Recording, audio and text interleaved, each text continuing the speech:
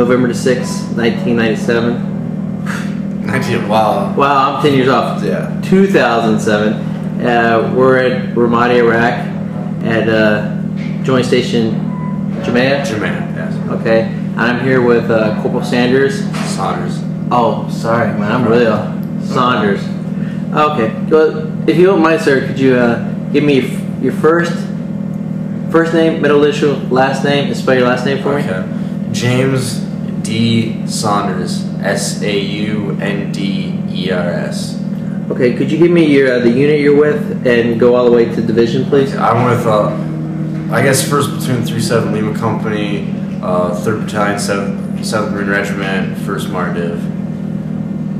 Okay, and I understand you're with an augmentation team right now. What augmentation team are you with? I'm with Augmentation Team 2. Okay.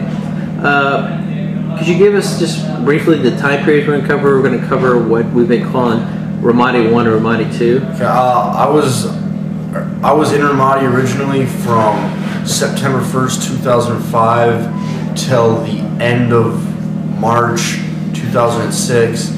And then again on this deployment from May 1, 2005, and we'll be out of here sometime in the middle of November, or correction, May 1st, 2007, and we'll be out here sometime mid-November 2007. Okay, for the viewers of this tape, well, what you need to come away understanding is we're going to actually cover two separate Operation Iraqi Freedoms.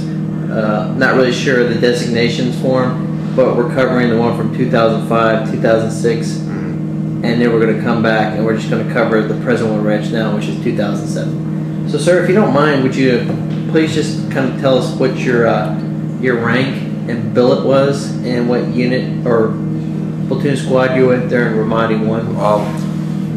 First deployment, I was Lance Corporal, 1st Squad, 3rd Platoon, still 37 Lima Company. My billet was I was the squad radio operator for 1st Squad. Okay, who was your squad leader at that time, and platoon commander as well? My squad leader was Sergeant Bilderback. Oh, that was Sergeant Bilderback? Sergeant Bilderback. Bilderback, okay. And my platoon commander was Lieutenant Larson. Lieutenant Larson. The XO now. Okay, yeah. Recognize the name. This was this deployment was under the 2005-2006. I understand that Ramadi at that time was actually a pretty rough place. Could you briefly just kind of describe to us what the atmosphere was like at that time in the city? Your typical Iraq city at that time, a lot of small arms fire, mortars, IEDs, you name it. They had it. Like we got mortared on a fairly regular basis. They shoot rockets at us every now and then. Small arms fire, mobile. Every time the mobile platoons went out, they were getting hit. It seemed like orchestrated attacks, primary IEDs followed on by secondary IEDs, small arms fire, just the whole spectrum of everything. Like if they had it, you saw it in Ramadi. Okay, so the city that you see now in 2007 is it similar, or is it a completely different place than what it was? Completely different one. Like first trip over, like everything was tactical, everything was kinetic. Hard targeting. We didn't show the enemy any more than we had to. We went out mainly at night for security purposes. They can't see us, they can't shoot us. Civilians stayed away from us. Like we went out on the streets, civilians went in the houses because they knew there was a good chance that we were going to get rocked, and they were going to be in the middle of it if they were in the wrong spot. Weren't real friendly with the locals. We'd go in, use their houses for OPs. But OPs? What's the OPs? Observation posts. Just go into a house and set up Overwatch someplace in the city. Didn't like junior Marines, even the majority of senior Marines didn't interact with locals. Like platoon sergeant, platoon commander, maybe a squad leader, and the terp. Like we'd go into a house and interpreter. Okay. They'd go around and explain to people, hey, this is why we're using your house, yada yada yada. But no one was, we were friendly. They were friendly with like a couple of Iraqis, but not like friendly in a casual way. Like they were acquaintances more than anything else. Like people we used their house more than once. So we knew their names and a little bit about them. That's really about it. Our main focus was staying alive. Like every time you went out, like it was like kind of a bad analogy, but it was like prepping for like a sporting event. Like, it was a big deal, you know. You were getting amped up, you know, thinking about, you know, all right, if we get attacked this way, I'm gonna do that. If I get attacked this way, I'm gonna do this, you know. Just like it was a big deal, you know, because there was a good chance that, hey, you know, you might get rocked on that patrol, you know.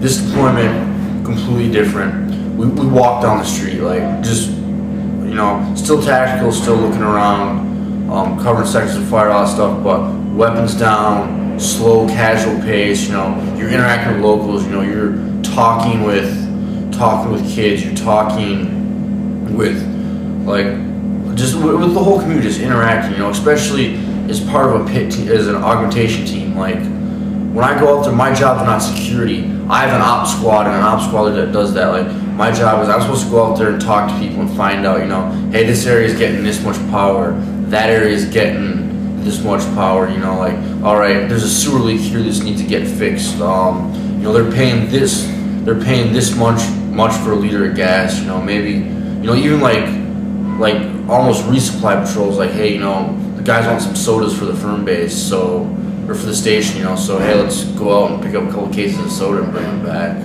you know.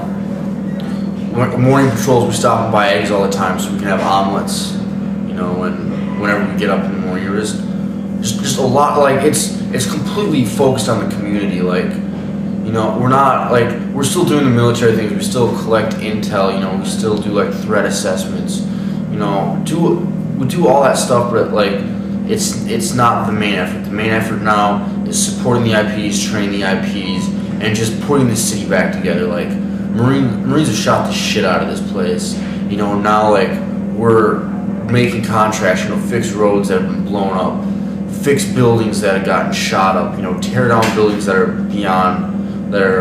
that have been destroyed, you know, by Marines and by insurgents or terrorists. You know, before, like, we didn't let anyone close to our patrol. Vehicles stayed back, people didn't walk through. Like, you know, we created a bubble around the patrol. You know, no one got close to us. This year, like, people do whatever they want. Like, they walk through the patrol, cars drive through the patrol, you know. We let them do it. Like, Marines on patrol now isn't an event to the Iraqi people, you know, just like it's not so much an event to us. Like, you know, now, like, all right, hey, we're going on patrol, we still prep, we still prepare, but it's almost a little bit more routine now. There's not as much unexpected stuff that gets thrown in the loop. Same thing with the locals, you know, they just kind of, like, let us go about our business, they go about their business. You know, they walk through, kids come up, you know, ask the Marines for stuff, just want to shake hands, you know, just a lot of friendly interaction. Okay, I'm glad to hear that things are actually getting much better in the city. Earlier I was saying in the tapes that things are getting better, but I want to emphasize that it appears that things are getting much better. So I guess I want to go back and just revisit the first reminder. I want the viewers of this tape to understand just how bad it was. Are there any particular experiences that you recall that you would like to share with us? Like I was lucky. Like, our platoon never got hit bad. Like, we had a corpsman catch some mortar shrapnel inside the firm base, but that was, like, the worst casualty we ever took. But, you know, like, the mobile sections got rocked a couple times, like, real bad. You know, we had one incident. Like, I wasn't there. You know, I don't have a first-hand account, but, you know, a couple guys lost both their legs. One guy got killed. One guy got burned up, and, like, you know, 7-ton rolling along got hit by an IED. That was December 7th? December 7th, yes. 7-ton rolling along got hit by an IED. Mobility kill, 7-ton slides to rest right on top of the secondary. And once everyone gathered around to try to drag it out of the kill zone and hook it up to a Humvee, then they blew the second IED and it hit the bottom of the 7-ton and just shot all the force out, just chopped legs off, like, you know, like no tomorrow. Just got chopped off the legs of 3 or 4 like really good guys, you know, and killed another really good guy. Okay, so within 1 year, it went from Marines being IED'd and attacked on a normal basis to the deployment now. How many attacks has there been to date? Like, well,